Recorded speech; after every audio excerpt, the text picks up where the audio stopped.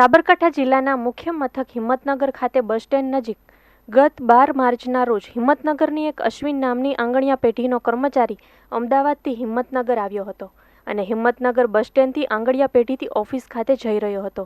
તે દરમિયાન બે અલગ અલગ કારમાં આવેલા 11 વ્યક્તિઓ આંગણિયા પેઢીના કર્મચારી સાથે લૂંટ ચલાવી હતી। આંગણિયા પેઢીના કર્મચારી પાસે ચાંદીના અલગ અલગ 19 પાર્સલ જેનું વજન 26 કિલો 478 ગ્રામ તથા સોનાના અલગ અલગ 38 પાર્સલ જેની કિંમત 30,34,520 થતી હતી।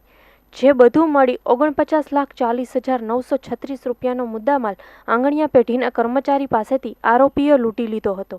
જોકે કર્મચારીઓને પણ ગાડીમાં બેસાડી વિજાપુર રોડ પર છોડી દેવામાં આવ્યો હતો, જેને લઈને પોલીસે અલગ અલગ ટીમ બનાવી તપાસ હાથ ધરી હતી, જેમાં સાબરકાંઠા પોલીસે 4 આરોપીની ધરપકડ કરી છે અને 11,22,000 રૂપિયાનો મુદ્દામાલ પણ કબજે કરવામાં આવ્યો છે। આ માલમાં અગાઉ પોલીસે 3 આરોપીની ધરપકડ કરી હતી, ત્યારે હવે 5 આરોપીઓ પકડવાના બાકી છે। પકડાયેલા 4 આરોપીઓ પૈકી જયદીપસિંહ રાજપૂત નામના આરોપી આંગણિયા પેઢીનો કર્મચારી છે અને એ કર્મચારી દ્વારા અન્ય આરોપીઓ સાથે વાતચીત કર્યા બાદ રેકી કરવામાં આવી હતી અને આ ગુનાને અંજામ આપવામાં આવ્યો હતો।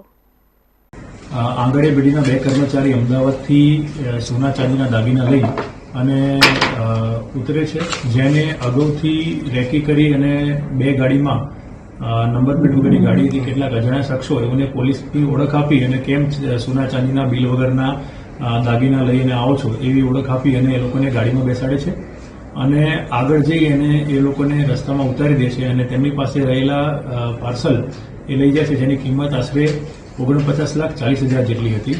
આ બાબતે હિંમતનગર બી ડિવિઝન ખાતે વિગતવારનો ગુનો દાખલ કરી અને તપાસની કુલ 6 ટીમ બનાવવામાં આવી હતી, જેમાં સીસીટીવી ફૂટેજ, સીડીઆર અને હ્યુમન ઇન્ટેલિજન્સના આધારે એલસીબી પોલીસને આ ગુનો ડિટેક્ટ કરવામાં સફળતા મળી હતી, જેમાં ગુનામાં વપરાયેલ ઇકો ગાડી અને 4 આરોપી અને કુલ 11,10,000 જેટલો મુદ્દામાલ રિકવર કરવામાં આવ્યો હતો। બનાસકાંઠા પોલીસે 3 આરોપીની અટક કરી અને એસએન ગાડી પણ રિકવર કરી હતી।